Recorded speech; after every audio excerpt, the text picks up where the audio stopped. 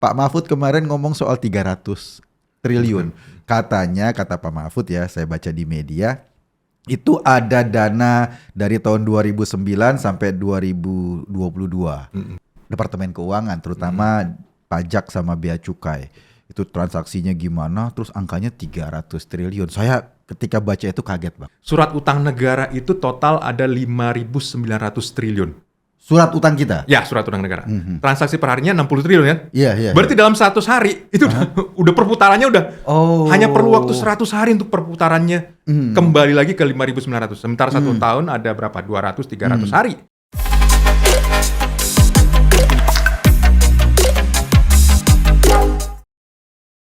Halo, teman-teman, ini nama acaranya tetap, Bang, Political Update. Gitu. Nama acaranya itu. Tapi kan politik itu kan bukan cuma unsur bolak-balik pemilu dan lain-lain. Ini ada banyak variabel, ada isu ekonomi, ada isu apa. Nah, kebetulan kita pengen diskusi ini ada Bang Poltak Hotradero, ekonom yang orang mengistilahkan ini kayak ensiklopedia. Kalau itu saya ditaruhnya di rak dong. Gitu. Kayak perpustakaan gitu, mau ngomong apa aja lacinya di mana, ngomong ekonomi mungkin di laci 2, ngomong soal budaya di laci berapa.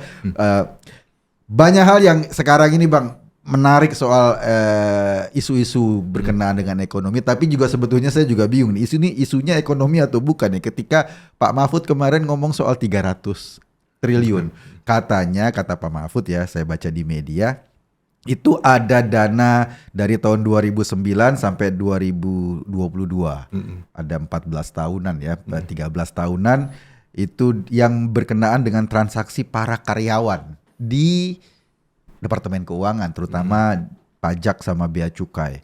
Itu transaksinya gimana, terus angkanya 300 triliun. Saya ketika baca itu kaget, Bang. Yang pertama, APBN kita 2.700 triliun. 10% lebih loh, Bang. Dan ketika saya tulis nolnya ada 15 ya. Panjang sekali. Nah, itu angka yang besar, Bang. Orang kaget. Nah, Bang mungkin bisa kasih perspektif. Itu gimana sih, Bang? Kok apa memang akhirnya orang berasumsi kok segitu borosnya atau segitu bobroknya birokrasi kita sampai transaksinya sampai segitu, katanya personal itu, Bang. Para karyawan di situ tuh transaksinya sampai sebesar itu. Nah, itu gimana sih, Bang? Kalau bicara itu. Sebenarnya sektor keuangan di Indonesia itu unik ya, karena memang perputaran sangat cepat. Saya bilang bisa seperti itu karena seperti tempat saya kerja di Bursa Efek Indonesia, tahun lalu kita transaksi harian tuh 14 triliun. Tahun lalu per hari. Per hari, Bang. 14 triliun. Oke. Jadi istilahnya ya itu perputaran uang. Perputaran itu mesti masuk keluar masuk ya. Ya betul. Nah, jadi tapi itu belum apa-apa karena transaksi surat utang negara itu 60 triliun per hari. Ya. Jadi buat kasih gambaran ya. Jadi yang namanya satu lembar uang 100.000 itu tuh beratnya 1 gram. Nah, jadi 14 triliun itu sama dengan uang 100.000 seberat 140 ton. 140 ton. Jadi kebayang itu kalau bawa truk tuh mesti berapa banyak truk ya. Nah, tapi itu gambarannya bagaimana sektor keuangan kita ya, yang bagian dari ekonomi kita memang punya perputaran yang sangat cepat dan ukurannya sangat besar. Jadi kembali lagi, harus hati-hati kalau bicara soal aliran. Jadi karena tadi ya, bahwa ada aliran yang besarnya triliunan, emang biasa. Berapa pihak yang terlibat? Ada banyak. Tetapi kembali lagi kita harus hati-hati karena yang namanya aliran tersebut bisa temporer, bisa segera, bisa mungkin ada delaynya bulanan, mingguan, mungkin juga tahunan. Jadi kembali lagi harus hati-hati kan. Jadi kembali lagi ketika disebutkan Pak Mahfud sebutkan ada aliran 300 triliun. Masa kok bisa tebak ya? Itu yang namanya media pertama itu sebenarnya 300 triliun ya kan? Ada uang 300 triliun kan? Iya gitu, betul. Kira-kira gitu. Nah, tetapi yang bagian dari tahun 2009 sampai 2020 kayaknya orang harus baca beritanya paling bawah baru ketemu angkanya. Jadi aliran tahun. Itu selama 13 tahun. 13 gitu. Tahun. Nah, bayangkan. Jadi 13 tahun aliran 300 triliun itu belum tentu berarti bahwa ada satu tumpukan uang 300 triliun. Enggak lah, ini perputaran balik. Jadi gini, Bang. Uangnya 300 triliun itu nggak berbentuk 300 triliun itu, Bang. Iya, tapi akumulasi semuanya. Bolak-balik. Contoh gini misalnya, saya kirim sama Mas Eko, ini 1 miliar ya. Habis itu kan hitungnya 1 miliar. Yeah. Nah, masih duit yang sama 1 miliar. Yeah. Lusa kirim lagi ke saya. Oke. Masih duitnya sama kan? Berarti alirannya berapa? Uangnya 1 miliar. Masih 1 tapi jadi 2 miliar kan? 2 miliar. 2 miliar. Oh. Habis itu besoknya minggu lama saya kirim lagi. Masih jadi 3 miliar. 3 miliar 4. Lah kalau misalnya seperti begini dalam waktu 2009 sampai 2022 ya misalnya 13 tahun. Ya mungkin bisa jadi uang itu sebenarnya nggak sebesar 300, mungkin kecil banget, tapi karena terjadi bolak-balik ya? Bolak-balik, mungkin ada satu bagian yang perlu dan lain-lain. Dan itu yang perlu hati-hati kita mengenai angka ini, karena tadi perputaran itu sangat kita melibatkan angka besar sektor keuangan Indonesia. Betul ya? Perdagangan aja bisa 14 triliun sehari. Surat utang negara tadi 60 triliun per hari. Jadi kalau misalnya totalnya itu, jadi kalau misalnya di seluruh sektor keuangan kita, surat utang negara itu total ada 5.900 triliun. Surat utang kita? Ya, surat utang negara. Transaksi per harinya 60 triliun kan? Iya. Berarti dalam 100 hari itu udah perputarannya udah hanya perlu waktu 100 hari untuk perputarannya kembali lagi ke 5.900. Sementara 1 tahun ada berapa? 200-300 hari. Jadi bisa terjadi bahwa transaksi surat utang negara itu 3 kali lipat dari yang tersedia. Pusing nggak kalau gitu? Oh iya. Katakanlah satu orang misalnya, ini kan katanya terdiri dari 400 orang. Apalagi 400 orang. 400 orang sekian yang memang diasumsikan itu entah ada pencucian uang, entah apa. Bang, make sense nggak Bang? Menurut Abang, kalau misalnya itu normal atau tidak normal, 300 triliun kita derivatif lagi turunkan 400 orang selama 13 tahun. Itu normal atau agak tergantung abnormal, bisnisnya apa, tergantung urusannya gitu. Apa ya. Karena kembali lagi, di satu sisi kita juga harus menyadari bahwa Kementerian Keuangan itu adalah disebut sebagai bendaharanya negara. Bendaharanya negara kan berarti segala penerimaan negara masuk ke sana, pengeluaran negara pun masuk ke sana. Mulai dari penerimaan negara yang dari pajak, kemudian cukai, kemudian dari dividen BUMN dan lainnya, bantuan luar negeri juga masuk ke sana. Berarti kita bicara soal ribuan triliun. Tapi sisi lain juga ada belanja ke berbagai kementerian, departemen dan lainnya, masuk juga ke daerah. Jadi kita harus hati-hati di sini.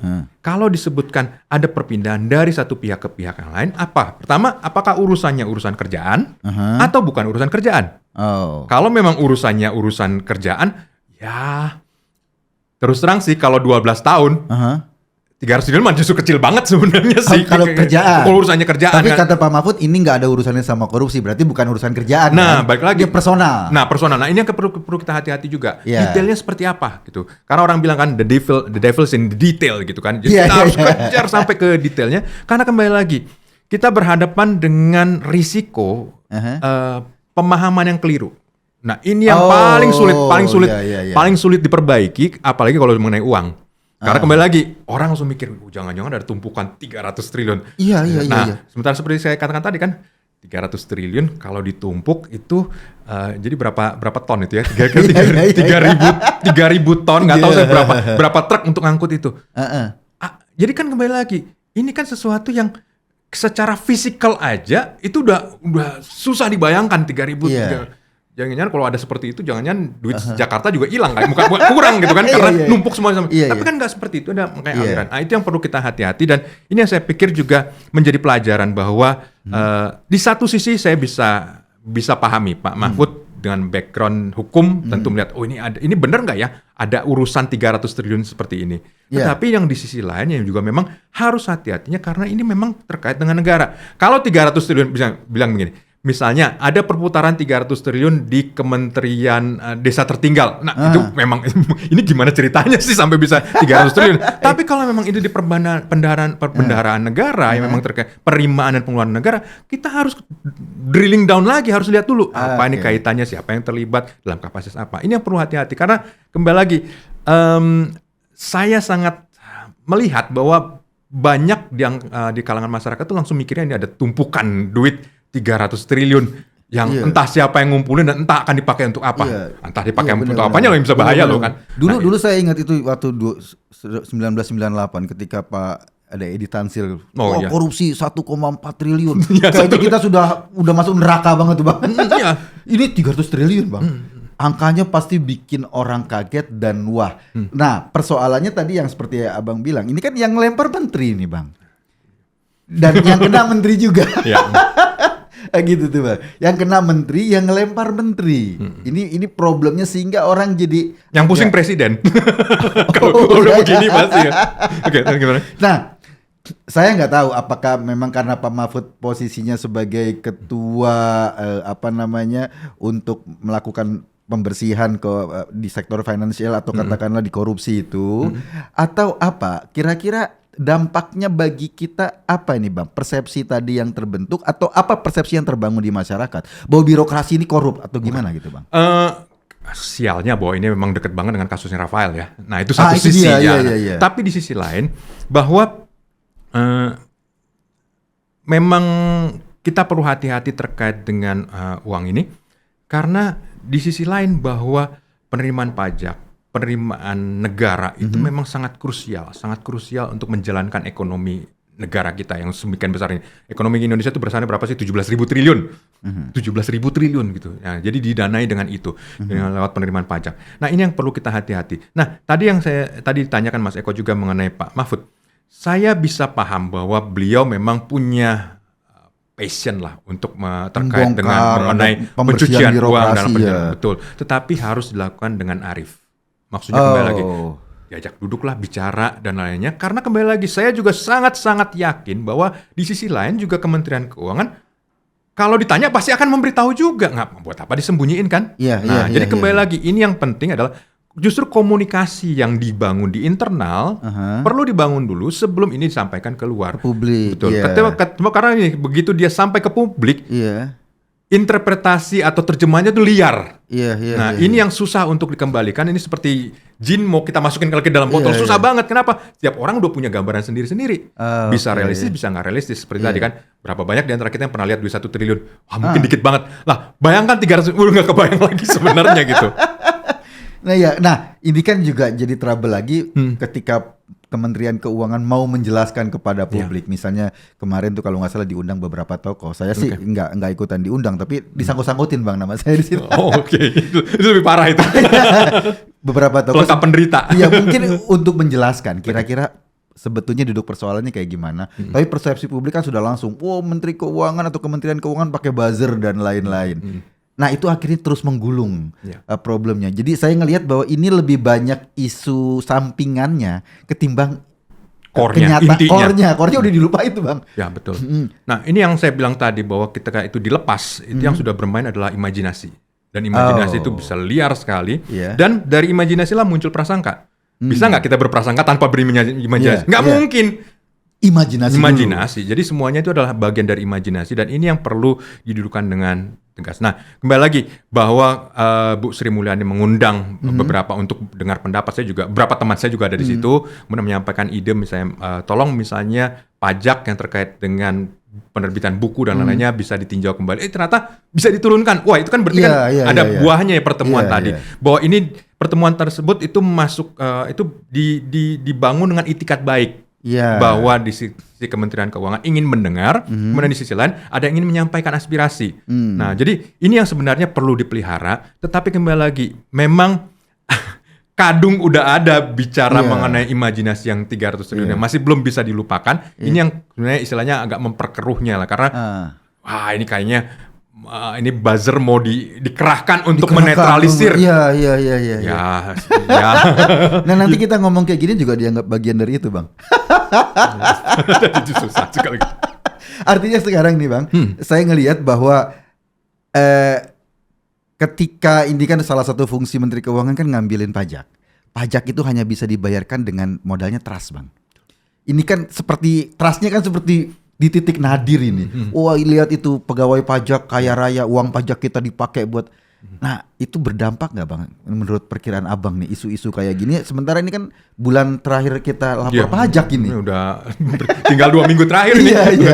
Oke, di satu sisi bahwa Indonesia itu tax ratio-nya sangat rendah. Mungkin termasuk yang terendah di Asia Tenggara atau mungkin malah Asia Pasifik, jadi cuma sekitar 10%.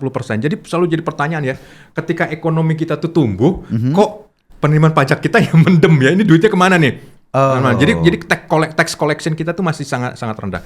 Dan dari tax collection dan pengumpulan pajak yang masih rendah ini ternyata bagian sangat besarnya mungkin hampir 90%, 80-90% itu berasal dari badan, maksudnya badan usaha. Oh, bukan dari perorangan. Dari perusahaan, jadi bukan perorangan. Jadi masih banyak sekali perorangan individu yang memang belum secara sukarela melaporkan pajak mereka dengan benar dan lain-lainnya yang sebenarnya ini juga punya masalah. Kenapa? Kalau misalnya penerimaan pajak kita sangat bergantung pada perusahaan, betul sih enak ngumpulinnya. Maksudnya tinggal satu titik langsung dapat banyak kan. Dibanding kalau misalnya saat perorangan berarti harus keliling kemana-mana. Satu titik. Tetapi jangan lupa bahwa kalau sebuah perusahaan itu mengalami kerugian, maka dia dikecualikan dari pajak. Dia nggak perlu bayar pajak. Kenapa? Dia lagi rugi.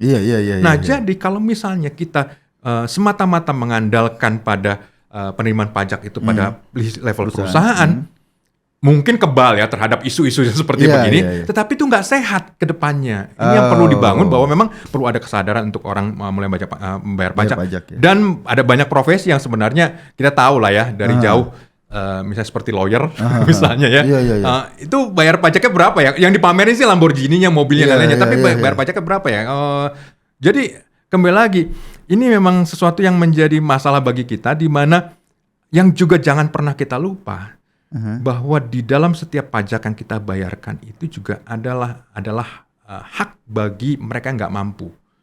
Ini kan lewat subsidi kesehatan, subsidi pendidikan, kemudian BPJS kesehatan memangnya penghutangnya, saya kan udah bayar iurannya, coba deh dihitung, emang bisa gitu cuma dari iuran? Enggak. Pajak, penerimaan pajak yang ikut mensubsidi itu. Dan kita tahu kan bahwa masyarakat miskin kan nggak perlu bayar, gratis kan? Berarti kan pajak kita yang ikut bantu di sisi mereka, itu. Jadi itu yang perlu disadarkan. Jadi memang ini sebuah ujian bagi kita, bagaimana membereskan sistem. Karena saya tetap orang yang cenderung untuk lihat ke depan. Oke, berarti memang ada masalah mengenai persepsi, ada masalah mengenai transparansi orang-orang misalnya terkait dengan pajak. Waktunya dibersihkan, ya sekarang dibersihkan. Dan itu yang perlu dibersihkan. Mungkin itu sekarang ini momentum, Bang. Momentum untuk dibersihkan, dan dengan cara membersihkan tadi tentu perlu proses ya. Dari situ kita akan bisa membangun kepercayaan. Kepercayaan yang lebih lanjut ke depannya, sehingga penerimaan pajak itu bisa lebih berdasarkan kesukarelaan, dan memang karena kita tahu bahwa ada rezekinya, kita menafkahi juga orang-orang yang nggak mampu di Republik ini, yang memang ya karena kemampuan ekonominya rendah, dan itu membutuhkan pajak kita. Kan kalau ada gium, nggak ada orang yang suka rela bayar pajak banget semuanya. Kan ada kayak gitu tuh. Nah, apalagi ketika kondisinya yang ngambilin pajak itu dalam tanda kutip kita kehilangan kepercayaan dengan kasus-kasus ini. Nah, ini gimana, Bang? Katakanlah untuk ngeberesin ini, kan untuk pajak perorangan banyak, pasti tingkat kepercayaan itu harus maksimal, Bang. Kalau tingkat kepercayaannya minimal, susah kan membangkitkan orang untuk sukarela bayar pajak, apalagi laporan sendiri gitu. Ya, itu sebenarnya kan laporan sendiri itu sebenarnya itu adalah bagian dari inisiatif itikadnya pemerintah. Itu kan pemerintah, oke deh, Anda lapor deh. Nanti kita percaya, hanya misalnya kita laporannya nggak benernya ekstrim banget, baru kita akan periksa. Jadi sebenarnya sudah ada langkah dari sana. Bisa nggak pemerintah misalnya, atau di beberapa negara misalnya, udah deh saya yang kejar pajaknya, mau nggak kayak gitu? Oh ya nggak mau, Bang. Repot, Bang. Tapi bisa kan? Bisa. Nah makanya maunya seperti gimana nih? Nah jadi kembali lagi. Jadi betul yang tadi Mas Eko sampaikan, nggak ada yang memang benar-benar mau sukarela seperti apa. Tetapi pilihan yang sekarang ini juga lebih lunak gitu. Bahwa lebih lunaknya bahwa kita dengan kesadaran kita melaporkan, kita punya harta sepertian dan lain-lainnya. Tapi memang ini perjalanan panjang yang saya bilang tadi ya, bahwa ini dimulai dengan membersihkan yang ada sekarang. Nah, saya melihat bahwa waktu yang akan menentukan ini semua, tetapi sejauh arah kita benar, sejauh itikat kita benar, saya rasa kita bisa mencapai itu semua. Karena kalau dari hitungan saya ya sebenarnya, kalau misalnya dengan tax ratio-nya Indonesia yang cuma 10% dari GDP, dari PDB, itu bisa sampai misalnya mencapai standar dari negara-negara emerging market secara umum, yaitu sekitar 13-14%. 40% lagi loh sebenarnya yang bisa lebih banyak lagi dikumpulkan, ya. Dan itu berarti lebih banyak sekolah yang bisa dibangun, lebih banyak layanan kesehatan, lebih banyak infrastruktur yang bisa dibangun, lebih banyak lagi mungkin kaum papa yang bisa, atau misalnya daerah tertinggal yang bisa dibangun infrastrukturnya, yang kalau pakai pakai hitungan komersial, siapa yang mau bangun ke sana? Tapi justru dengan penerimaan ini kita bisa membangun ke bagian-bagian terluas yang terjauh yang memang kayaknya nggak ekonomis, tapi memang ada warga negara Indonesia di situ yang memang perlu dinaikkan, perlu ditingkatkan harkat ekonominya. Iya. Bang, ini kondisi itu kan berkenaan dengan kasus isu dan lain-lain. Kan orang mencurigai juga ini 2024 dan lain-lain. Okay. Saya sebetulnya ingin menilai gini Bang. Ini kan Abang di ekonom nih. Bergelut di wilayah-wilayah finansial. Kalau Abang menilai Bu Sri Mulyani nih Bang, tingkat keberhasilannya, kalau Abang ngasih ranking, ngasih range nilai dari 1 sampai 10, berapa Bang? Saya mungkin memberi nilai beliau tuh antara 8 sama 9. Wow. Ya, saya menilai tinggi karena kenapa? Apa ininya? Expertise dia. Expertise, pemahaman ya. Jadi kembali lagi, bicara soal keuangan itu kita nggak bisa ngambil comot sembarang orang. Oke, kamu urus undang, nggak bisa. Jadi bicara soal penerimaan, bicara soal strategi, bicara soal bagaimana melakukan financing, pembiayaan, dan bicara soal bagaimana bisa contoh salah satu warisan beliau yang beliau mulai dan itu terasa dampaknya adalah reformasi birokrasi. Kan ini mulai dari Kementerian Keuangan kan. Iya. Nah, tapi justru sekarang dia yang dihantam. Nah, baik lagi. Nah, tapi itu yang kemudian perlu diperluas kan. Berarti reformasi reformasi birokrasi emang cuman urusannya Kementerian Keuangan kan enggak, ada semua. Banyak sekali. Saya ingat beberapa waktu lalu sempat pernah diskusi dengan seorang menteri yang katakan, aduh tempat saya itu stafnya begini amat susah banget. Ya gimana, habis belum tersentuh reformasi birokrasi karena kembali lagi nggak ada KPI-nya, bayangin nggak ada KPI ya, nggak ada KPI-nya, nggak kenal namanya balance scorecard dan lain-lainnya. Jadi beliau dalam pandangan saya Bu Sri Mulyani adalah orang pertama, ini masih waktu masa Pak SBY yang melihat bahwa yang namanya reformasi birokrasi ini penting dan ini urgent dilakukan untuk bisa meningkatkan kinerja pemerintah. Ada insentifnya. Kalau nggak kan kita tahu kan PNS biasanya gitu. Ngisi absen, baca koran, main catur, habis pulang gitu kan. Lah dikasih duit sebanyak apapun yang nggak akan jalan kalau cara seperti itu. Jadi ini yang menjadi penting. Jadi bagi saya kredit terbesar bagi Ibu Sri Mulyani bagi saya justru adalah menginisiasi reformasi birokrasi, dan kedua yang juga saya bisa lihat sendiri adalah berani tidak populer, berani tegas terhadap terhadap berbagai elemen. Jadi Menteri Keuangan itu bekerja di Kementerian Keuangan itu musuhnya banyak gitu. Karena dikasih berapapun orang bisa nggak puas ya. Jadi melakukan balancing, menyeimbangkan apakah di antara kepentingan-kepentingan yang ada di lembaga dan kementerian dan juga dengan pusat dan daerah. Pemerintah daerah ya. Wah, itu perlu ketegasan luar biasa. Karena kalau nggak tegas, kok saya dipotong, yang itu nggak dipotong. Sampai ada satu kepala daerah bilang, ini kayak setan gitu. Nah, model seperti begitu. Nah, itu perlu ketegasan, dan ini yang nggak boleh sampai tergoyangkan gitu. Karena kalau sekali seperti itu, kita akan punya masalah yang sangat serius. Jadi apalagi beliau juga, saya ngeliat ya, seperti misalnya pas pandemi kemarin, berapa banyak financing, berapa banyak pembiayaan diperlukan, padahal ekonomi lagi nyungsep. Beliau bisa melewati itu dengan sangat baik, lewat perencanaan yang sangat baik, bisa prioritas. Tapi beliau nggak bisa bekerja sendiri kan, perlu namanya realokasi, realignment dengan beberapa daerah belanja. Oke, yang terkait dengan COVID dinaikkan. Tapi kan saya mau betulin jalan, kebetulan kontraktornya udah dukung saya waktu pilkada misalnya. Enggak ada, pokoknya diprioritaskan kembali. Itu dilakukan, dan itu yang membuat salah satu kunci kenapa Indonesia bisa sukses mengendalikan. Sempurna sih enggak, tapi mengendalikan COVID sampai seperti keadaan seperti sekarang dengan kita bisa recover lebih cepat, itu butuh nyali dan perencanaan yang luar biasa. Jadi nggak semua menteri punya kemampuan seperti itu, dan itu perlu biaya yang sangat besar. Dan saya bisa percaya ini kalau misalnya Pak Jokowi sendiri sih mungkin bisa, tapi ngurusin pembiayaannya juga nggak mungkin beliau juga kan. Tapi kalau misalnya pembiayaan ini bisa tercukupi dan ada support kuat di belakangnya untuk mengambil keputusan, inilah kombinasi mengenai kenapa kita bisa sukses menangani pandemi, karena tadi hubungannya dengan penerimaan negara dan belanja negara. Oke, Bang, kalau kita bicara soal tadi reformasi birokrasi, ini kan sebetulnya fenomenanya juga orang beranggapan kegagalan reformasi birokrasi di minimal di pajak gitu loh ya, atau di bea cukai, karena yang disorot kan itu. Kalau Abang kan udah lama ini kan puluhan tahun ada di sektor finansial Bang. Pasti interaksi dengan teman-teman di Departemen Keuangan. Abang menilai keberhasilan Bu Sri dalam melakukan reformasi birokrasi.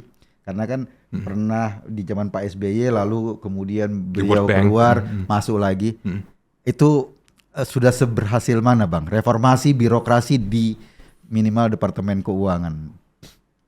Saya sih bisa pembandingannya seperti ini. Dulu ketika saya pernah saya ada urusan dengan perizinan lisensi ya, saya berurusan dengan Kementerian Keuangan sebelum masa reformasi, birokrasi. Saya selesai ujian, habis itu Pak Poltak, Bapak dinyatakan lulus. Nah, oke, terima kasih Pak, saya izin mau pulang. Tapi sebentar Pak, Bapak kira-kira butuh pembersih air apa enggak? Saya benar kaget loh. Ini staf Kementerian Keuangan di depan saya nawarin pembersih air gitu kan. Iya, saya sampai mikir, gajinya kurang kali ya atau gimana ya? Jadi ketika sistem remunerasinya itu tidak diatur dengan baik, ya mereka seperti itu jadinya. Berbanding terbalik dengan seperti sekarang, di mana sekarang ini saya sering berinteraksi dengan staf-staf muda. Staf muda Kementerian Keuangan, saya berbicara dengan orang yang lulusnya dari Yale, lulusan dengan jadi yang benar pendidikan tinggi dan mereka berdedikasi. Jadi dari mereka masuk Kementerian Keuangan memilih untuk masuk Kementerian Keuangan, mereka difasilitasi untuk bisa melanjutkan sekolah mereka dan sekolahnya juga bukan abal-abal ya, bukan ece-ece gitu kan. Ada banyak yang saya kenal. Nah, inilah masa depan Kementerian Keuangan. Bisa nggak itu tercapai tanpa reformasi birokrasi? Nggak bisa. Jadi kembali lagi, itu yang sudah dimulai. Apakah sempurna? Nggak. Tapi sempurnaan itu perlu kita capai dengan perbaikan demi perbaikan. Kalau sekarang ini ternyata udah diperbaikin ternyata masih ada masalah, ya udah berarti kita perlu memperbaiki lebih lanjut. Bukannya berhenti ya. Samping itu juga reformasi birokrasi yang juga salah satu yang juga saya pikir juga penting adalah misalnya LHKPN. Jadi jadi pelaporan penyelenggara negara. Kan kita sekarang ini sebenarnya terbuka kan. Kita misalnya, ini angkanya kekecilan. Bagus ada angkanya gitu loh. Ya sekarang kan kalau dulu sebelum sistem itu ada, kita mau bandingin dari mana? Ada kan? Bahwa sistemnya belum sempurna, ayo kita perbaiki sama-sama. Tapi bahwa transparansi penyelenggaraan negara itu sudah ada. Untung saya bukan penyelenggara negara. Kalau nggak semuanya. Kalau nggak orang kasihan sama saya lihat saldonya. Karena hebat. Nah itu yang saya pikir kembali lagi lah. Ini titik buat refleksi ya. Apa yang kita perlu perbaiki, apa yang harapan yang kita tanamkan supaya ini menjadi lebih baik. Karena kalau misalnya penyelenggaraan keuangan negara yang menjadi tulang punggung ekonomi negara ini bisa diselesaikan dengan baik, kepercayaan bisa dipulihkan kembali, maka yang menikmati itu bukan cuma kementerian itu sendiri, tapi seluruh rakyat Indonesia. Artinya Abang kalau menilai bahwa apa yang dilakukan Bu Sri hampir dua periode kan Bang. Periode pertama memang bukan beliau, tapi kan di tengah jalan Pak Jokowi memilih. Sekarang ini kan sudah menjelang akhir periode. Itu menurut Abang gimana? Bisa dikatakan cukup sukses atau apa Bang di Kementerian Keuangan, di internal maupun kebijakan eksternalnya, ke internal dalam arti di kementeriannya sendiri atau di eksternalnya? Pengakuan mengenai performa beliau ya udah levelnya internasional. Itu udah jelas kan. Tetapi bahwa kemudian ketika saya berinteraksi dengan teman-teman di Kementerian Keuangan dan mereka istilahnya top notch, benar-benar orang pilihan yang berdedikasi, itu adalah bukti ya bahwa apa yang ditanam bertahun-tahun lalu sekarang udah mulai bersemi gitu. Kita tunggu nanti jadi besarnya, karena saya melihat bahwa orang-orang seperti inilah yang punya idealisme, ingin memperbaiki negara, mampu mengejar, bersedia sekolah di luar negeri itu nggak gampang loh sebenarnya, berat ya. Kemudian tantangannya banyak dan kemudian mereka berdedikasi. Inilah mereka inilah suatu saat akan menjadi Sri Mulyani berikutnya. Artinya kita punya harapan bahwa tanaman Bu Sri Mulyani ini besok akan berkembang jauh lebih bagus. Dan saya yakin Bu Sri Mulyani pun punya harapan yang sama. Itu makanya kenapa beliau sangat serius. Jadi kalau misalnya bicara tuh ya kalau saya ketemu dengan banyak kementerian, itu belum pernah tuh saya ketemu kementerian yang punya kualitas human resource, pemahaman, pengetahuan itu sedalam yang ada di Kementerian Keuangan. Gitu Bang ya. Karena mereka lebih muda loh dari saya. Berarti memang isu tentang 300 triliun cukup menyakitkan buat Bu Sri Mulyani di tengah tadi seperti prestasi-prestasi yang Abang gambarkan tadi tuh Bang ya. Saya sebagai pimpinan tentu mereka tentu saya yakin Bu Sri Mulyani juga terpukul ya. Iya. Dan kemudian muncul prasangka yang memang harus diluruskan dan ini nggak mudah juga. Tetapi kalau beliau tetap meneruskan apa usaha baik yang mereka kerjakan, semua kepercayaan itu kan kembali lagi. Benar. Tinggal dengan keadaan seperti itu, yang misalnya tadi benalu-benalunya bisa disisihkan, kemudian sistemnya diperbaiki, dan ini kalau beliau bisa memberikan contoh seperti ini, kita akan punya masa depan yang lebih baik, karena tadi yang saya sebutkan tadi, kader-kader berikutnya akan melihat, saya terinspirasi oleh beliau, dan saya ingin suatu saat akan seperti beliau, dan ini demi Indonesia, dan mereka bukan orang sembarangan, mereka benar-benar ya maksudnya tadi belajar dengan sangat serius, mereka dari berbagai universitas terkemuka dunia. Jadi kadang-kadang saya juga minder. Ini kalau misalnya reformasi birokrasi diberlakukan seperti begini, berarti mungkin juga kita bisa berharap bos kementerian lain yang saat ini mungkin PNS-nya level-level segitu-segitu aja mungkin bisa berubah gitu. Jadi itulah yang mungkin kita perlu pelihara untuk ke depannya. Saya perhatikan, saya 2 kali melihat Bu Sri berekspresi sangat tertekan secara emosional. Waktu itu ketika kasus Senturi, ketika dipanggil ke DPR, Bang. Betul. Sama kemarin tuh wawancara sama Rossi kalau nggak salah, hampir berkaca-kaca seolah-olah sangat tertekan. Memang isu ini sangat memukul sekali kan. Mungkin seperti yang Abang katakan tadi, di tengah dia sedang melakukan reformasi dengan keringat bertempur di dalam, barangkali kan orang-orang yang nggak suka. Kemudian ada angin topan seperti ini. Nah, kalau seandainya ini menurut Abang ini seperti apa Bang penanganannya mestinya? Ini kan sebetulnya saya ngelihat kayak ada miskomunikasi antar menteri, kemudian pasti akan menyebabkan Pak Jokowi pusing, approval rating pada pemerintah pajak nih kan masalahnya juga akan berpengaruh. Menurut Abang komunikasi antar menteri itu harusnya kayak apa nih Bang? Atau ini kayak gini menandakan demokrasi sehingga kita semua bisa menikmati semua isu, atau kalau bisa Abang sarankan gimana Bang? Saya dari pengalaman interaksi saya dengan Kementerian Keuangan, orang-orang di Kementerian Keuangan, staf di Kementerian Keuangan itu terbiasa dan mereka selalu menggunakan argumentasi menggunakan angka-angka detail. Jadi sebenarnya sama seperti itu juga. Mereka bekerja dan dibesarkan dengan angka-angka. Itu suatu hal yang biasa, kuantitatif benar ya. Jadi sebenarnya akan lebih baik kalau misalnya seperti Pak Mahfud misalnya. Oke, saya ada angka seperti ini. Bisa nggak digambarkan dulu? Kira-kira seperti apa? Ya, karena dari sinilah bisa akan dilihat. Oh, ini berarti per tahunnya sebesar sekian. Mungkin dari Direktorat Jenderal yang mana bisa dipetakan orangnya berapa banyak dan lainnya, kepentingannya apa. Ini akan bisa pertama ya, kalau memang ada bisa disisir. Tapi kan balik Kementerian Keuangan tuh udah banyak banget kan. Ada Direktorat Jenderal yang memang nggak harus dengan penerimaan pajak. Ada misalnya BKF nggak pegang uang atau atau yang lainnya. Jadi kembali lagi ketika capnya ini kenanya ke seluruh Kementerian Keuangan, yang pasti kan demoralisasi kan muncul di semuanya gitu. Nah jadi ini yang perlu saya pikir mungkin perlu dibiasakan ke depannya untuk berbicara pertama berdasarkan angka yang sama-sama dipahami bersama. Jadi duduk bersama dulu, ini angkanya. Nah, menurut Anda bagaimana? Sudah fix, sudah oke, baru bisa dilempar ke publik ya biar dijelaskan. Betul, supaya bisa lebih konstruktif. Jadi dan mungkin juga Pak Mahfud juga perlu hati-hati juga ya, karena kembali lagi satu yang mungkin saya lihat adalah kita punya media sosial itu cukup paling aktif. Dan memang bisa cuma baca judul doang gitu kan. Nah, jadi kalau berarti kan ini 2009 sampai 2022 enggak perhatiin, orang taunya seketika 300 triliun aja. Nah, itu yang perlu hati-hati, dan mungkin kalau beliau mungkin juga lebih hati-hati kan dampak seperti itu juga akan jadi lebih baik. Jadi saya tetap melihat bahwa Pak Mahfud juga memang perlu melakukan komunikasi publik. Itu penting ya, dan komunikasi publik yang baik tentunya berdasarkan angka-angka. Tetapi sebelum angka-angka ini keluar, untuk menghindarkan jangan sampai terjadi mispersepsi dan imajinasi liar, benar. Ini perlu diklarifikasi dulu. Itu akan lebih baik, karena kalau dengan klarifikasi tersebut melibatkan PPATK, sumber angkanya kan dari PPATK kan. Nah, kemudian ketika bicara dengan kementerian dimaksud bisa kelihatan oh ini angkanya. Dan mungkin betul juga karena mungkin ada angka yang memang perlu ditelisik lebih lanjut, tapi mungkin ada angka yang bisa dijelaskan lebih rasional. Rasional. Jadi ini akan lebih konstruktif dan dengan cara seperti itu maka reputasi akan sesuatu yang disampaikan menjadi tetap dipertahankan tinggi. Karena kembali lagi kalau sampai ternyata terbantahkan yang lain kan yang kesian reputasi Pak Mahfud sendiri gitu kalau pertanyaan seperti ini. Jadi hati-hati Pak, karena hati-hati yang hal seperti itu.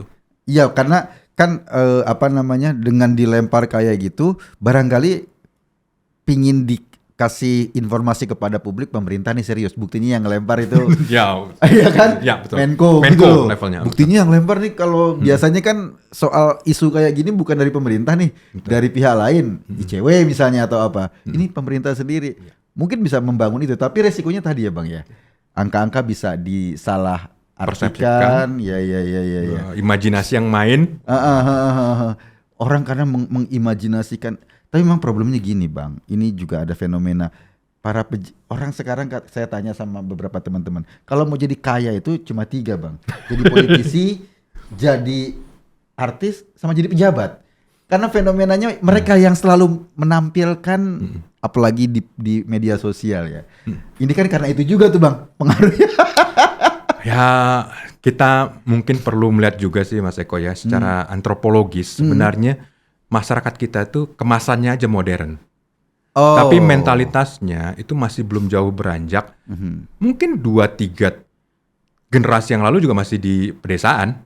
Di mana komunal tuh kuat. Iya. Komunal. Jadi kalau ada yang terlalu menonjol, wah ini apa nih? Ini pelihara babi ngepet. Ya modal seperti itu kan. Jadi ini yang perlu kita perhatikan. Jadi kalau saya melihat ada kebiasaan beberapa orang yang flexing, memamerkan ini atau itu, saya kadang-kadang berpikirnya, oh ya mungkin memang mentalitas komunal di sisa zaman masih di pedesaan masih kental gitu.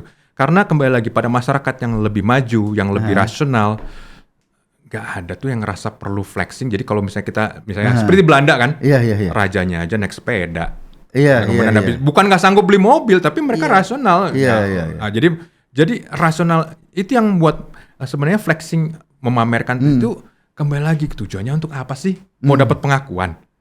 Lah, pengakuan yang seperti apa gitu kan? Nah, tapi oke lah itu hal lain.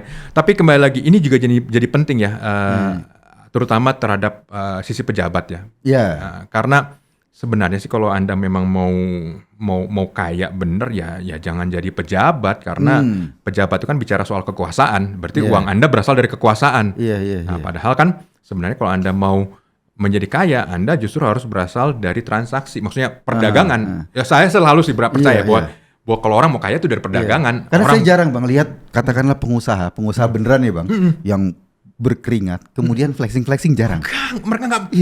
Kebetulan saya pernah berinteraksi dengan salah satu orang terkaya di Indonesia. Jadi rumahnya ada di daerah KS Tubun. Itu rumah orang terkaya di Indonesia. Iya, sama seperti orang biasa. Oh ya hobinya main bridge.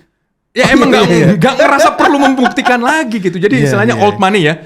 Orang yang old money itu udah nggak ngerasa membuktikan. Jadi nggak ngerasa. Jadi memang yang kagetan mungkin ya yang ngerasa perlu. Itu dia. Nah itu fenomenanya kan. Nah jadi itu yang kembali lagi ini mungkin kita bisa telusuri ya secara kultur yang saya agak curiga bahwa ini sebenarnya dari sisa-sisa masyarakat sistem komunal yang dulu ada di pedesaan di mana kebersamaan itu menjadi penting dan ketika pembuktian itu ya dengan bentuk-bentuk seperti pemilikan. Nah, itu yang ya mungkin belum levelnya belum naik lah sampai level masih harus bersusah payah untuk membuktikan gitu. Tapi kan menarik nih Bang. Yang biasanya kalau saya perhatikan yang pamer tuh memang tiga profesi itu Bang.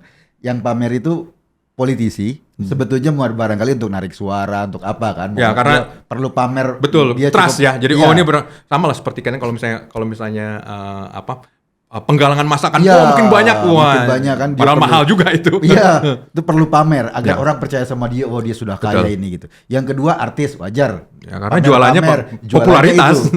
Yang ketiga memang keluarga pejabat. Ini trouble. Kalau yang dua kita tahu latar belakangnya. Sementara pengusaha real itu jarang. Jadi Saya ingat waktu itu pernah ya, saya cuma punya mobil ini karena saya perlu nanti misalnya ketemu dengan kolega saya mau ada hubungan kerja misalnya. Saya nggak mungkin deal nilai jutaan dolar saya bawa Avanza misalnya, enggak lah ya, tapi mungkin supaya lebih representatif. Jadi bagi mereka pun yang aset seperti dianggap mewah itu sebenarnya cuma alat bisnis. Iya. Nah, sementara balik lagi pejabat, bisnisnya apa sampai perlu alat seperti itu? Iya, sampai mogenya semua mobil-mobil mewahnya. Ya, itu kan nggak masuk akal juga, maksudnya ini udah jelas Jakarta macet, habis itu panas, masih pakai begitu lagi itu. Tapi balik lagi lah, itu memang ada hal yang mungkin unik lah di antara. Nah sekarang Bang, Abang kan sering berinteraksi. Pejabat-pejabat yang kayak gitu, yang ngaco gitu berkurang atau bertambah atau tetap sama aja Bang? Katakanlah pejabat yang dalam tanda kutip ngaco itu, nambah, berkurang atau sama aja? Sebenarnya sih lebih banyaknya di sisi keluarga ya. Karena kalau pejabat itu biasanya mungkin terlalu sibuknya sampai mungkin ambil cutinya juga nggak sempat gitu karena. Tapi di sisi keluarga ya memang saya ada seorang pejabat yang selalu bilang ya saya anak orang miskin. Anak orang miskin ya saya tahu orang tua saya susah, tapi repotnya anak saya anak orang kaya gitu. Jadi nggak tahu susahnya. Nah, jadi hal-hal seperti itu yang saya pikir juga bukan cuma pejabat tapi juga umum di masyarakat. Tapi itu yang mungkin bisa menjadi poin perhatian atau titik perhatian bagi pejabat bahwa keluarga adalah bagian dari identitas mereka juga yang tidak terpisahkan. Nah, itu yang penting, dan saya pikir jalan untuk bisa menjadi seorang pejabat profesional justru juga ikut memperhatikan keluarganya, bagaimana keluarganya bisa dipersepsikan oleh masyarakat. Iya, artinya bagi seorang pejabat bukan cuma citra dia, tapi dia harus membangun juga kepercayaan publik pada citra keluarganya kan. Itu juga beban yang harus dipikirin. Dan kasus yang terakhir ini kan mulainya dari keluarga kan. Oh iya, mulai kasus bukan kecil ya, kasus serius, berantem, kemudian akhirnya kemana-mana sampai negara pusing. Luar biasa. Ya. Tapi akhirnya kan kita tahu bahwa ada masalah ya dengan apa. Jadi intinya sih sebenarnya saya selalu melihat bahwa ketika ada masalah kita berarti ada ruang untuk perbaikan. Nah, ketika kita tidak sadar ada masalah, kita sedang berjalan menuju jurang. Gitu. Iya, ya kayak 98 dulu kan. Ya, tiba-tiba meledak. Tiba-tiba meledak. Bang Poltak, terima kasih di kita. Sama-sama, Mas Eko. Pasti kita kalau saya undang rutin sini untuk bicara ekonomi nggak apa-apa Bang ya? Nggak masalah, dengan senang hati. Ada banyak sekali hal-hal mengenai ekonomi, mitos loh. Kita negara yang banyak sekali dipenuhi dengan mitos. Jadi tadi kebetulan kan bicara kenapa di beberapa kebudayaan dikenal cara nyegik atau ngepet atau apa. Itu konsep mengenai kekayaan itu memang unik di berbagai tempat di Indonesia, dan itu yang kadang-kadang membentuk persepsi masyarakat mengenai kekayaan dan bagaimana mencapainya atau menikmatinya. Ini banyak pokoknya mengenai keuangan itu menarik banget. Besok kita bicara nanti kalau kita ketemu waktu lagi, waktunya Bang bicara soal mitos-mitos itu tuh Bang. Boleh. Kita ngomong soal babi ngepet, tuyul, lain-lain. Iya tuyul. Iya kan keren tuh Bang. Oke, makasih Bang Poltak. Oke, sama-sama. Terima kasih teman-teman. Saya Kak Gun tadi. Kita ketemu lagi di acara berikutnya. Salam.